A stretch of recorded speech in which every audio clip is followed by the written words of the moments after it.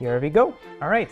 Hello, everybody. My name is Ilya. I was the backseater in Sarah Herman's stream, and yeah, I'm moving on to the front row to present you with my take on pros and cons of attacking playstyle. Kind of keeping the overall attacking topic going. Wanted to show you guys a couple of games. Some of them are mine. Some of them are games from other really strong grandmasters, to show you what can potentially go right and wrong during the attack. Beginning with my game, diving right into it, was one of the potential cons of going for an all-out attack. Attacks that specifically involve attacking your opponent's king by the means of sacrificing material in order to weaken the king or expose it, just like we see right here. By the way, this game is against a good friend of mine, International Master Wang Tianqi, who goes by Steve because supposedly nobody can say his first name correctly. This is me playing against Steve about, a year ago, I believe, during I think, yeah, it was quite literally last year during the Spice Cup. And I've sacrificed a pawn to expose his king. As you can see, Black currently has double pawns in the f-file, exposed king on the g-file, and my king is already relatively safe on the king side. On the queen side. What I can also add is that Black has trouble developing the queen side. It will happen eventually, but Black is definitely behind right now. Bishop d7, rook d8 will take some time. So over here, can't remember the how to draw appropriate colors, but over here, the trick is to be as quick as we can, right? Because once again, we're down material. We have a shot, we have an exposed Black king, and we need to stay on point. Con number one: if you are inefficient with your attack, your opponent might potentially get to do a couple of things, right? So for example, if your attack is too slow, you've given up a material, let's say a pawn, 2 pawns, a piece, and then you don't, given the attack was sound, right, but you don't find a proper way to make it work, right? You're being too slow, let's say, with your attack. Your opponent may trade away most of your attackers, right? And when that happens, you find yourself down a piece and you're just losing. And B, your opponent may go for the counterattack on the other side of the board, because especially in positions like these that involve kings, castles in opposite directions, it's a very common thing to do, right? White was going to be attacking the king, in this case on the king side. Black is going to attack the white king on the queen side.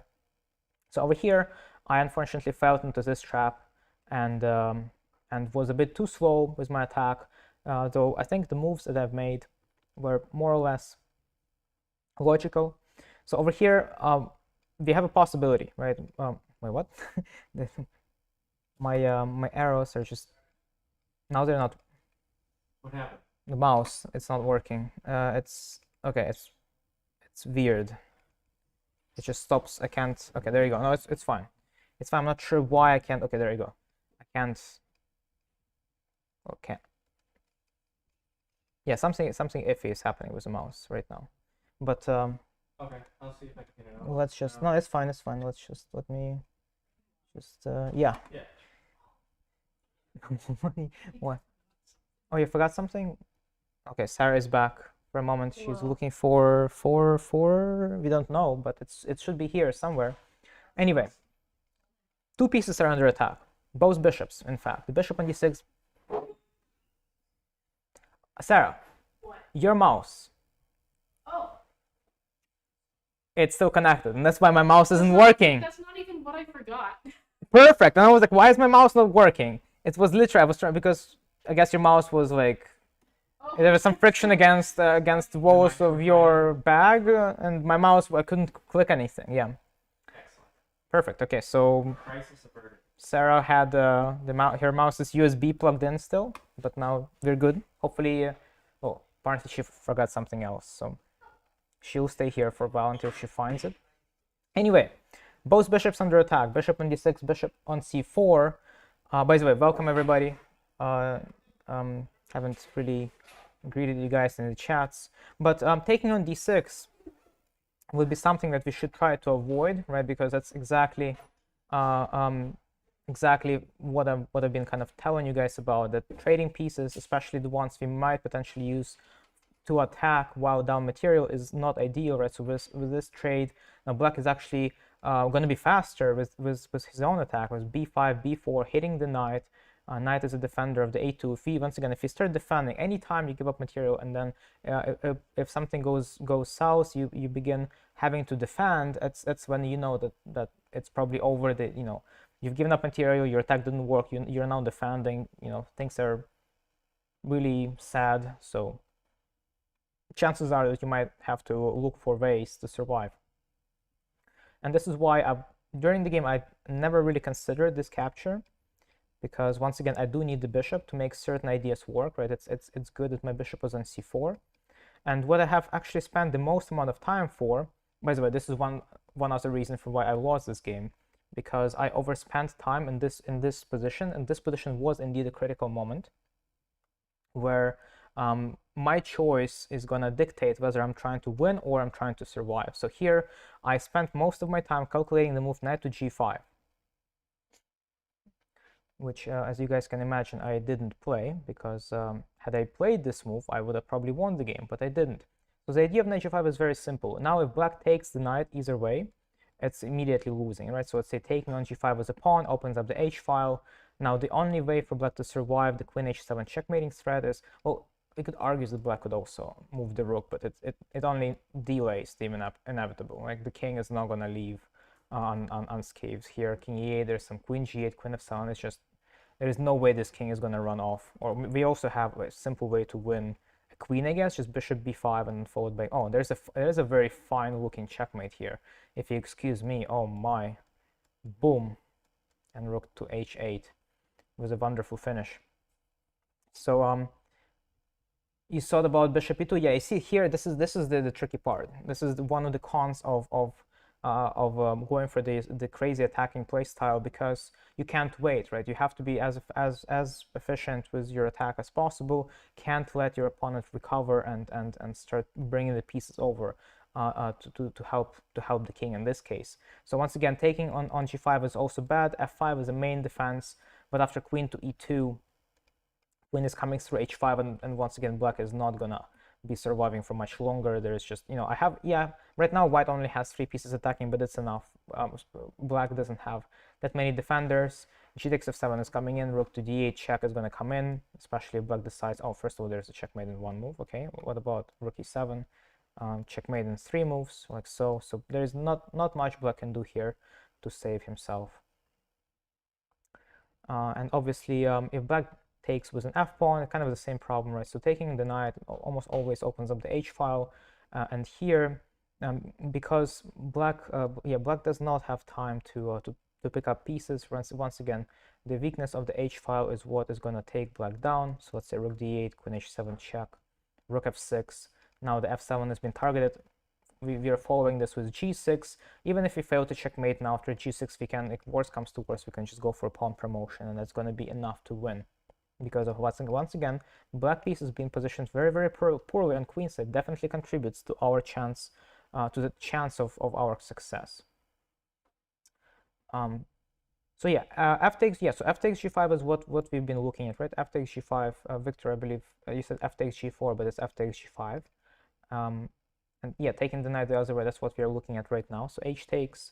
Once again, this is losing because the h file, it gets open a bit too early, and actually there's a difference. So black could technically transpose into the same position if after f5 the only thing I can do is to take on d6, but here after f5 I actually have en passant, and this is why defending this way loses black the game very, very quickly, right? So after g takes f6, the threat is queen g6, queen g7 checkmate, so black has to capture the pawn back, and now knight e4, the move that I played in the original position now is very, very stronger, as I'm going to be winning my piece back, right? The rook will have to go back.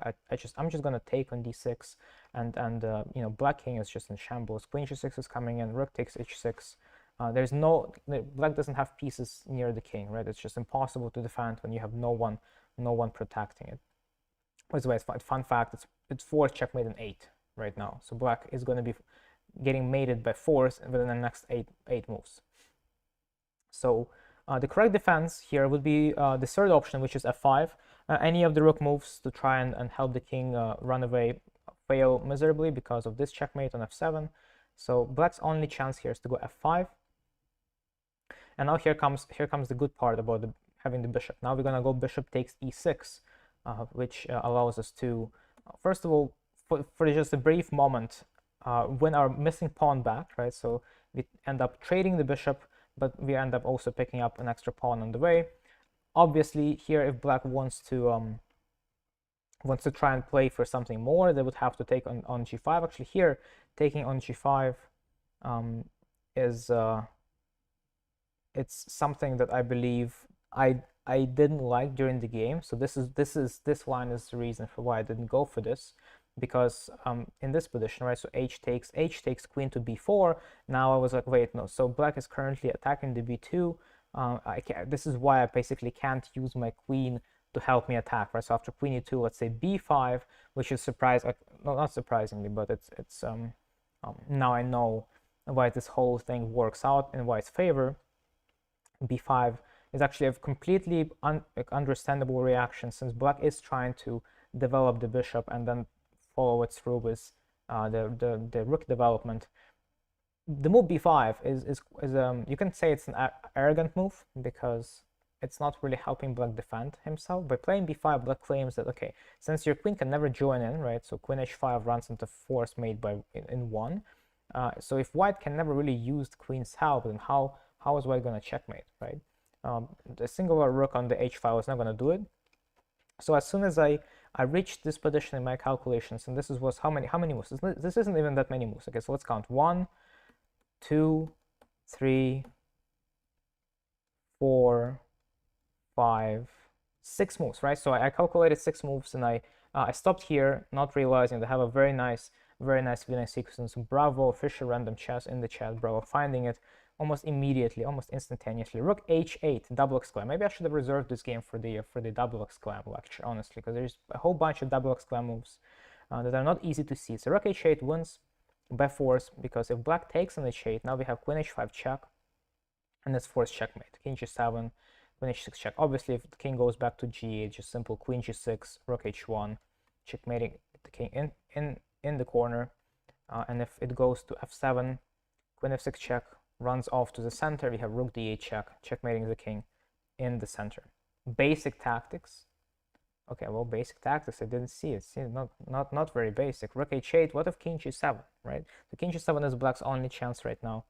But the only reason for why this wins actually is because all we did was just we win a bunch of temp here, because after rook h7, same thing, black can never take the rook as there is queen h5, so king g8, and now we bring in the another heavy hitter, which is the d1 rook, and now we actually have just enough pieces to make it all work. We're gonna go g6, rook h8, rook h7. We will checkmate. Actually, we don't need to go g6. We'll just go rook h8, rook h7, and it's gonna work as is. So this is something I missed. It feels bad.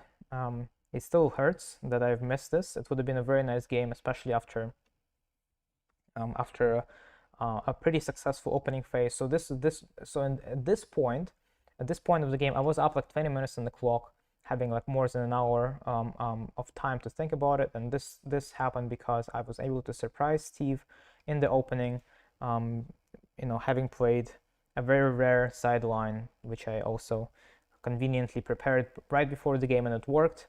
And didn't realize it here. But obviously I didn't have this position in my analysis, but it does feel like black, for just a mere pawn, black has, the king is way too weak. So it felt like there should be something. I spent the next 45 minutes thinking about it, analyzing knight e4, bishop retreats, just g4, g5, knight g5, and once again, knight g5 is the move that I spent the most amount of time on, but unfortunately was unable to calculate the win until the end. So knight g5 is the winning move, and there's nothing else really that black can do besides follow the ancient's recommendation, which is to not take on g5 immediately, but instead do this, and this essentially wins black a tempi. After capturing, rook coming into to h1 is actually pretty scary. So over here, black's best shot would be to actually I have it the other way. I have black giving up a piece back this way, right? So going for this kind of endgame it's an even endgame, right? So nobody is up anything, but the fact that I have access to the open H file, my knight is coming in, is going to be difficult for black to hold here, as I actually will have enough pieces to apply like enormous pressure on the H file. So black needs to be very careful. It's about plus 1.5, so not exactly completely winning, but definitely, you know, with great chances for me. Instead, what I did is I played knight e4, and this was too slow because after bishop e7, g4, right? So it feels natural. I'm trying to play g5 and be as quick as possible. Steve's attack is happening faster. So knight takes c4, queen c4, b5, forcing my queen to c2. I need my queen on c2 because if it's elsewhere, right, I'm losing. I'm losing the possibilities of checkmating on h7, right? So I felt like I need my queen on c2. Then Steve just goes ahead and takes on a2. g5 comes in. And unfortunately over here, despite the fact that I'm managing to open up the G file, black is the one who's actually having more pressure on my white king. So here, I played knight e5, and the game promptly ended after bishop e4. It felt like I almost got this. I almost have some cool tactics involving the queen sacrifice, which I incidentally did go for, trying to yeah, there's the funny way to make a draw if black doesn't react. I believe it's well, what was it actually? Can I even make a draw here? I don't think so. Well, I mean, the best I can hope for is if I manage to play rook d7, then I'll have some knight g6s, but it doesn't work because as soon as my rook moves out of the way, the queen is gonna just start checking and it's gonna go ahead and pick up all the pawns, all the important ones. So there's not much to hope for. I resigned after f3 because it just does nothing, and I'm over here. Check here, even queen g2 wins. So there's just way too many ways for black to give up the queen and maintain a pretty big material advantage. So that's how the game ended. And I had, for the past couple of moves, I was playing an increment. This is move number 28. You know, there was no second time control, so whatever I did, whatever time I spent, I wouldn't be getting it back. And you know, as soon as I realized that my attack is too slow, I was kind of done for. So that's drawback number one. You need to be extremely precise if you do go for attacking sacrifices, because if you're a bit too slow, just one or two moves too slow, this happens. Now, moving on to some of the good examples, right? Some of the pros of going for attacking patterns, attacking playstyle. So over here we have symmetry, right? Structural symmetry, meaning black pawns and white pawns are basically placed exactly the same way. But we can argue that white is a little bit ahead in development, right? Given that we count the queen as developed, quote unquote, in b1, even though it's very questionable because with the queen on b1, the rook is unable to move.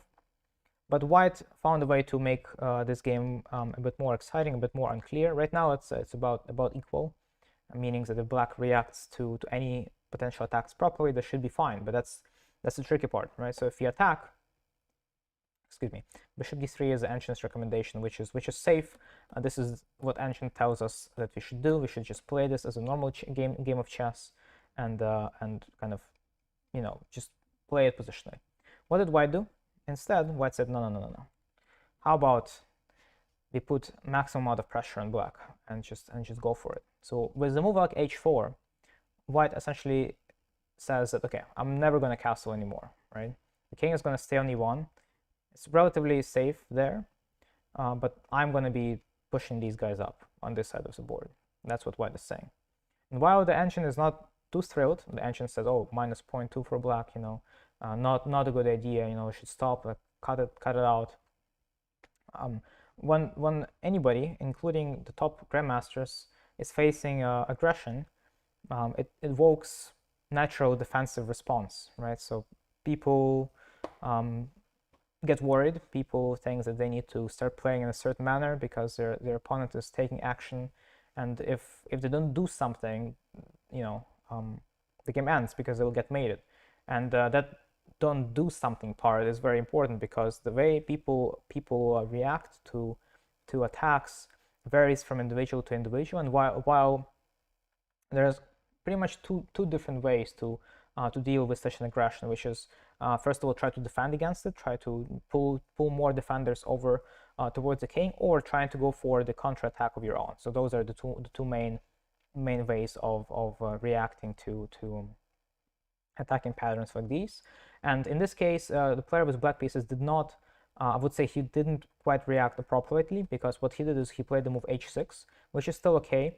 This move essentially says that black would like to not have to worry about the knight g5 idea too much, and this pawn definitely helps with that. Obviously, white goes ahead and follows through with the plan, goes for g4, and this is where black makes the first inaccuracy, because right now the correct way of playing this position, because once again, if you remember, you have two different ways. You can either pull more defenders over to the king's side, or go for the counterattack.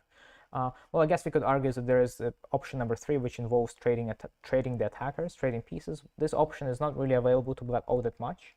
I don't think bishop f6 is a good idea, because once again it encourages g5, and that's something white wants to do anyway. So that's pretty much the only way to trade pieces that I see, except for the one that black went for. Right? So here black went for the move bishop a6, which is kind of a combination of the two. It attempts to trade off the light squared bishops, and after the trade, which didn't happen immediately, after the trade happens, now black gets a pretty interesting counterplay involving the light squares. Right? So here, since white's light square on d3 is now weaker, black may decide to go for some kind of play against it using both knights, as they are positioned exactly for that job. Here, on the other hand, the correct way to play this would be to bring in more defenders. So for example, the move knight d7 would have been best, and after g5, h5, basically calling all the bluffs that white is throwing at black. a3, which is just a quality of life move. a3 prepares bishop d3. Black is not going to play g6. There is no need to expose this diagonal. Right, we don't want to have issues on that later. Black can just go ahead and develop bishop d3, queen c7, right, developing. And now, no, wait, there's something that I've missed. Yes, so a3. So instead of a3, yeah, this is the demonstration of what happens if white doesn't go for the most obvious plan, which is to play g6. I feel like that would be like the natural, immediate response from white, from most players, because if you play g6, that, oh, you know what, you can try to expose black on the g file, but guess what, none of that actually matters, because supposedly here black has perfect defensive setup, even though it feels very ugly. It feels like there are a bunch of holes in black's position, but if you take a look at white's pieces and how they're placed, like, they're not really suitable for a job of keeping this attack going, right? There's nothing, you can't really win the h5. The h5 needs to fall for white's attack to succeed, right? Because we need to bring the pieces over to h7, and yet it's never going to happen. Black will just follow through with simple development and kind of say, oh, well, your pieces are also so badly misplaced. White can no longer castle anymore, right? Because the g6 is now weak, and you know the chances are it's going to fall. The king side is also very, very weak. So white's hands is kind of tied here. For this attack to work out, white needs to make sure that black's king gets exposed, and if it keeps getting locked in by the pawns, chances are that white is going to be the one suffering the most. And so this is why just simple knight d7 would have done the work much better than bishop a6. So let's take a look at why this was problematic. So white did go g5, h5, and now white manages to find a very cool resource, which is queen e4, finally making a good use of the queen. g6 once again would kind of face the same problem. Like, black will go f5, and there is nothing immediate for white here. But queen e4 is a really cool idea, because once again, since black knight is not and cannot get to d7, white gets access to both e5 and d4 squares for the queen, which allows white to immediately build a very cool battery, which wouldn't have been the case once again had the black knight come to d7. So queen e5 happened. Only move to defend, by the way, knight f6. Defending with a bishop f6 is just completely losing, right? Because we're gonna go ahead and take. The bishop is hanging. Our next move is rook g1. Black's position is once again gonna get breached. You really get scared when your opponent starts attacking. Now you know how to handle it. Yeah, well, the first thing to remember is that you should never panic when your opponent starts pushing pawns on the same side as your king. You know, it may look intimidating, may look scary, but in reality, it's extremely time wasteful, right? So it's extremely wasteful for all of the other things that are happening on the board in terms of your opponent. Your opponent is going to be unable to take care of certain things because they're getting too invested into the attack, and that's what you can take advantage of if you go for the counter attack. Even if you go for just simple piece trades, once the piece trades happen, some of your opponent's other sides of the board may be underdeveloped. Maybe they would have to give up central control to make the attack work. So it's a big investment with a massive drawback, right? It's like a glass cannon technique in this case. So the games we're looking at today is going to be actually all of them, I believe, is going to be involving attack versus the king, because attack doesn't have to be versus the king specifically, right? It can be just trying to expand on one of the sides. Doesn't necessarily mean there's going to be a king on that side in order to get some certain benefits for your position. When that happens, it's an investment, right? So you're forgetting about the other side of the board pretty much completely. Sometimes you make quality of life defensive moves like a3, but that's about it, right? You're not gonna invest yourself any longer. Here, white is completely focused on the king side and everything that has to do with the king side attack. So here, once again, bishop f6 loses on the spot. F6 also loses pretty quickly because of the intermezzo. Queen takes e6 and just captures on f1. White is the upper pawn. Black king is way weaker than it used to be, and we have easy follow-up as white, alongside with actually having pretty good pieces. And how does black develop the queen side once again? Not sure. So knight f6, only move, right? White goes ahead and picks up the missing piece with rook takes f1. Actually, I really like what white is about to do, right? So it looks like white is completely winning now, because there's this pretty dangerous battery going on the long diagonal, but it's actually not the case, because white, first of all, cannot never take on f6, as after bishop f6 they lost the pawn and they will be losing a piece back immediately. So white cannot take the knight, but I really like the way white plays right now. White goes ahead and plays king e2. King e2 is a developing move. White develops the king, connects the rooks, right? And now, due to a strong pressure on the long diagonal, white can actually go ahead and switch gears, and instead of attacking on the king side, they can pull the pieces towards the center as far as the queen side, because once again here black is going to be invested after knight. You think knight e8 might have been bishop c5 is the best move, but I think it's not what white did. Yeah, bishop c5 is the best move, just kind of trying to play this a bit more aggressively. So after queen a4, knight d5, yeah, okay. This is definitely the way to go. Apparently, white is still maintaining some kind of pressure, because there's still some ideas involving knight f6. But all in all, despite having the king on e2, white is pretty solid here. So as you can see, the attack doesn't necessarily involve going with it through until the very end, right? So sometimes you want to force your opponent to divert enough attention to where you can flip your pieces to the other side and punish your opponent for not having enough defenders there. That's exactly what white is trying to do now. White is trying to take this into a positional territory, but yeah, black finds a pretty cool resource, e5. White doesn't bite. Knight takes e5 was possible, and I do have it as a possibility here, but I think the final position in this line would have been a little bit tough for white to win. So this is the line, quite literally, white wins the pawn, and the blocking move bishop d4 is very important, otherwise the knight would fall. And yeah, here we go. We have this endgame where white would be up a pawn, but black's rook on d2 is quite a nuisance. So it's tough. It's going to be tough to win this, but white is definitely the one trying, and yet I would say black has pretty decent chances to survive. Once again, thanks to active rooks on the second rank. White doesn't take. Black goes for knight g4. Rook ad1 is a pretty weird mistake. I would say it's probably a move that kind of deserves a question mark, not just an inaccuracy mark, but a question mark, because it makes no sense, especially when you have the other rook kind of wondering what am I going to do with my life.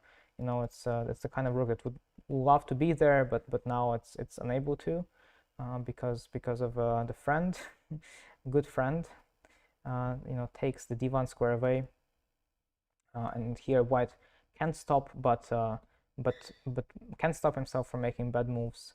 Goes ahead for knight e4, which looks like a good move, but actually isn't, since black has more control over the open files now. So once again, a very logical response. Rook f d8 would have done the trick, and after queen b1, yes, so the queen needs to go, right? Knight c5 is threatening, the queen needs to go, and now queen b7, and then all of a sudden, while the queen was still on d3, right? This idea didn't exist, but now the queen is actually trying to come over to a6, and white is the one in trouble. This is actually very, very, very scary here for white. The king would have to start running, and yeah, actually it doesn't run. Yeah, it doesn't run too far. So for this to avoid this from happening, white needed to be a bit more efficient in their development, right? Had white played rook c1 immediately, then there would be no queen c7s, nothing like that, and white would maintain small advantage. But white played rook d1, played knight e4, and thankfully, gift from heaven, knight c5 came through, which allowed white to reposition the rooks finally into the right spots, and eventually white managed to win the game, despite the fact that it was still very, very unclear until the very end. Even this endgame that happened, so white only being slightly better. But I always say that if you have a rook and a bishop working together alongside an easy plan, here it is just breaking through with a5. It's pleasant, especially because the player with white pieces was up on time, as far as I remember. This was move 32, so the game went on, and white eventually won. So once again, example of how attacking can lead to poor choices from on your opponent's side. You can take advantage of it, and make completely successfully finish the attack, successfully complete the attack with with a checkmate or with a big material gain. Or if that's not the case, you may end up getting some play on some other sides of the board. If you manage to transfer your pieces to that side, then you'll have a steady advantage. Just like in this game, white did screw up along the way, but they did have a pretty good position over here. Sorry, not here. Moving on a little bit further. So over here, I really like this. It looks really nice. After rook ac1, rook fd1, it looks like white is maintaining a lot of pressure on the diagonal. Pieces are placed exactly where they need to be. White has knight c4, knight d6 possibilities, and it just all feels quite nice. Christopher Orr, welcome.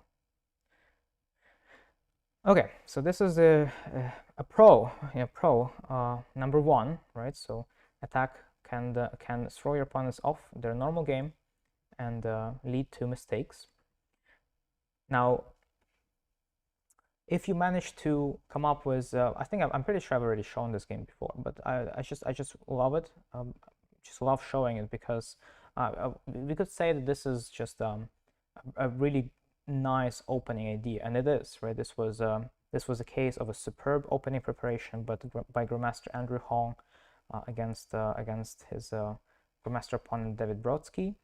This game happened a couple of years back. I think it was a US Junior Championship where the game was played, and in this position, Grandmaster Andrew Hong played the move e5. Needless to say, that this position came from one of the Sicilian defense variations, and as you guys can see, the king is in the center. So the move e5 just speaks volumes to me. It makes a lot of sense, right? Since black king is on e8, black still has underdeveloped queen side. Once again, white is attempting to open things up in the center, making sure the king does not leave.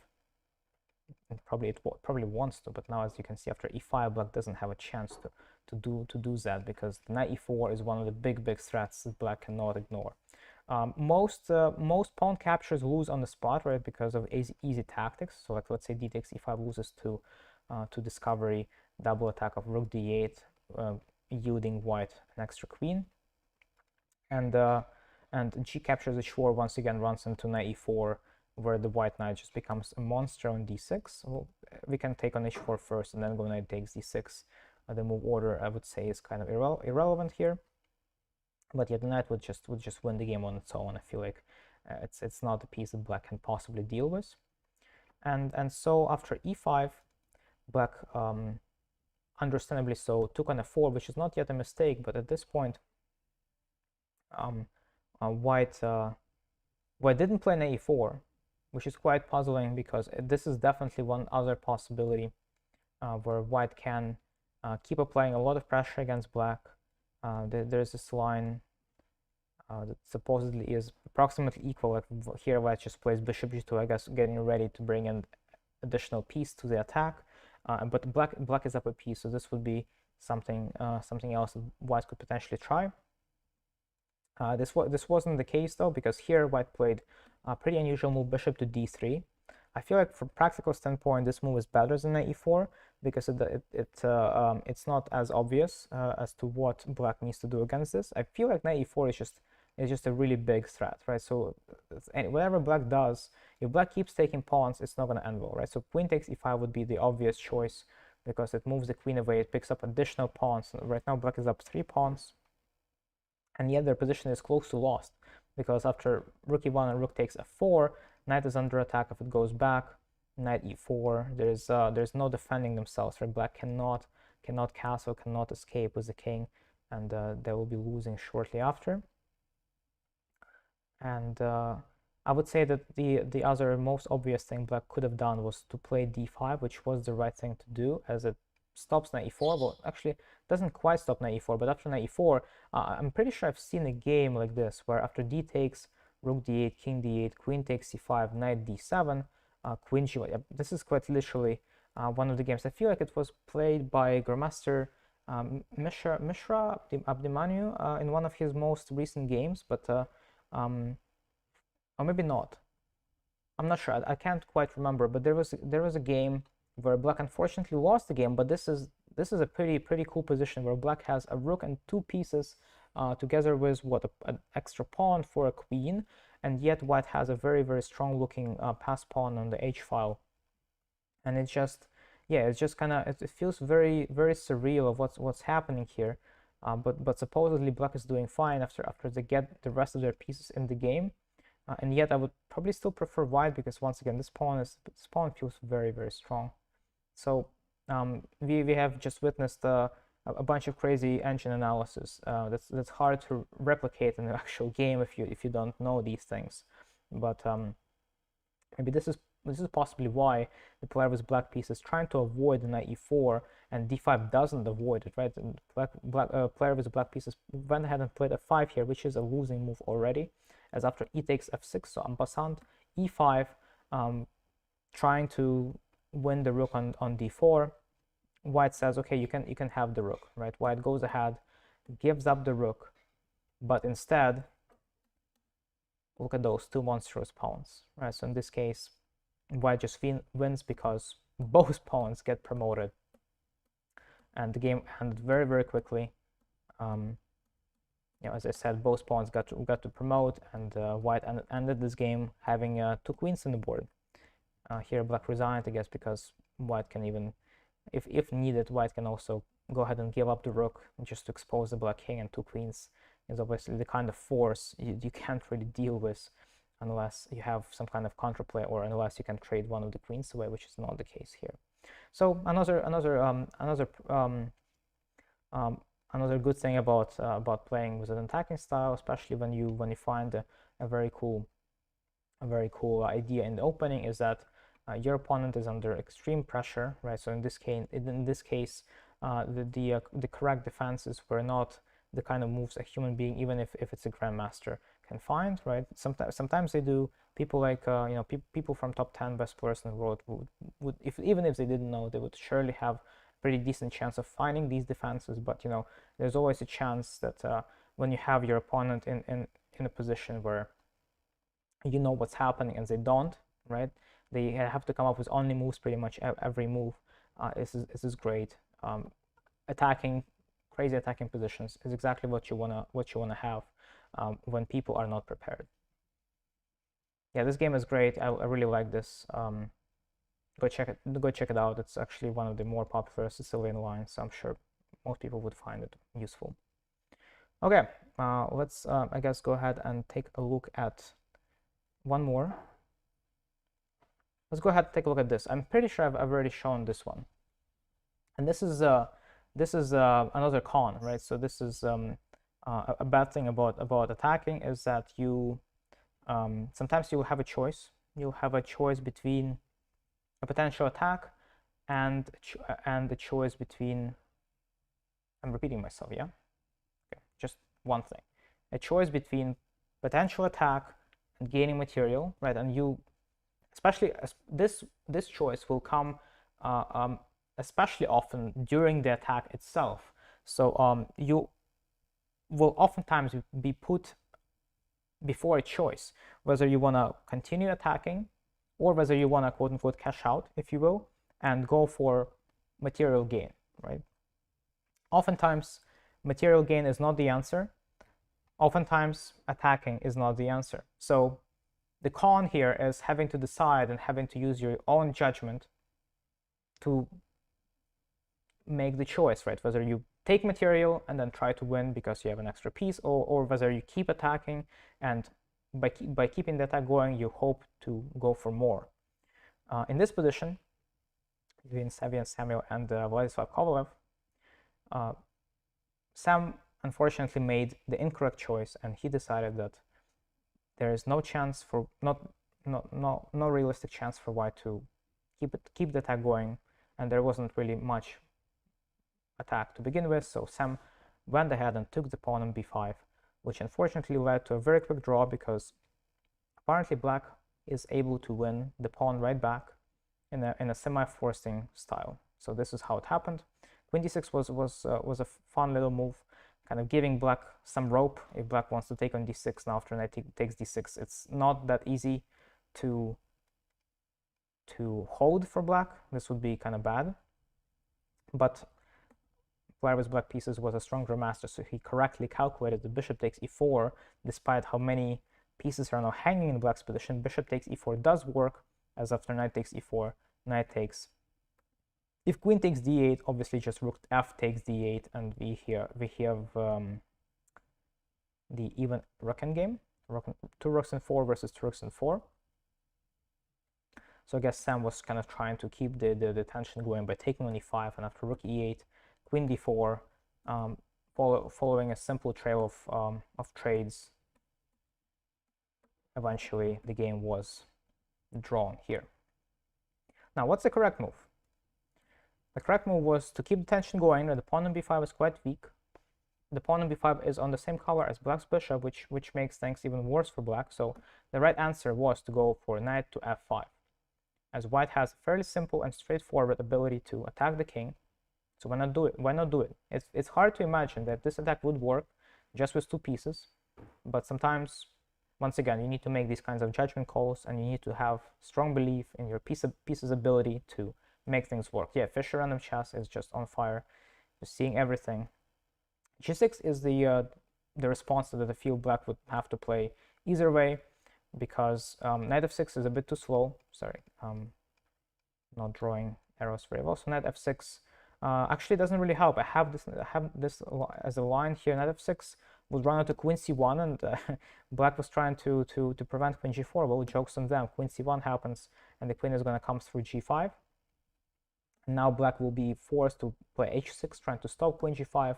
And this is actually one of the better lines. This is one of the cooler lines, if you will, because here White has an amazing win, which is close to impossible to see. So in the following position, White would love to play rook h6, and basically claiming that after g takes h6, queen takes h6, the checkmating threat on e7 is too much for Black to deal with. Unfortunately for White, here Black survives by pulling the queen back towards the f6. Right? If the queen reaches f6, chances are that Black will have enough defenders to survive. And actually, this is how. I'm sorry, no, this is not how. This is how. This is a really weird draw. And then we have a perpetual check, because once again, White pieces are not exactly there yet, and looks like they can't get their own time. So against queen d8, there's a fantastic resource that discourages Black queen from coming to d8, and this is not human, right? The move is b4. Once again, double exclam. All White is trying to do is White is trying to distract Black's queen from coming over to f6, even if it means that in this position White does not have a threat currently. There is no threat of knight e7. White does not have a direct threat white's threat is to make sure this queen is gone. So white is going to try to start chasing the queen away until it's gone from this diagonal, so white can checkmate. This is why black would likely play something like f6. It's very important to include the following sequence of checks. And you will see why in a moment. As now after knight d5, bishop takes d5, queen g6, we are again making the checks possible. Rook c3, by the way. After queen c3, white has a fantastic checkmate. You're just using two pieces, just queen and a knight together, proves you guys how wonderful this piece combo can be with a forced checkmate on h6. Yeah, very impressive. I was analyzing this position and I was like, okay, there's no way people would have seen this, right? So just using three pieces, black has essentially almost the whole set, right? And yet white pieces are very, very on point. Pieces are exactly where they need to be. Attack is going, attack is strong. Black is running out of time. Black is running out of time, so the king has to start running. And in the final position, it's not even all that clear why white is winning, but we can kind of guess, because the king is on d1, our next move is going to be rook d1, and we're going to keep winning stuff. And, there's no way for black to maintain all the extra material right now. So we're going to keep taking stuff from black until we either checkmate or win the queen or whatnot, or basically we are going to be getting a really big advantage here no matter what black does. And it looks like black will be losing the queen in some weird lines, in some weird fashion here. King c4, knight d6, king b3, we can just take here, and we just take everything and win, even if you don't manage to checkmate. So that's actually one of the cooler lines, right? After knight f5, knight f6 is also a very human response, right? Together with g6, I feel like knight f6 would be a little bit more likely, because g6 is a weakening move. So yeah, knight f6 it's good that we went over knight f6 first. After g6, rook d2, going for some pins on the d file, following it up with rook d6. So you see every move is an attack now, right? White doesn't have to wait. Defending with the queen would be fatal. Whoa, Shkage, what the heck? Where did that come from? No, chess is a wonderful game. Don't say that. It could be pretty tricky to navigate sometimes, but I disagree. Chess 960 for the win. I mean, chess 960 is chess just with openings taken out. What the heck? All right. So anyway, rook d6, queen c7 loses to rook takes c6, and there's a fork. So black has to defend with the rook.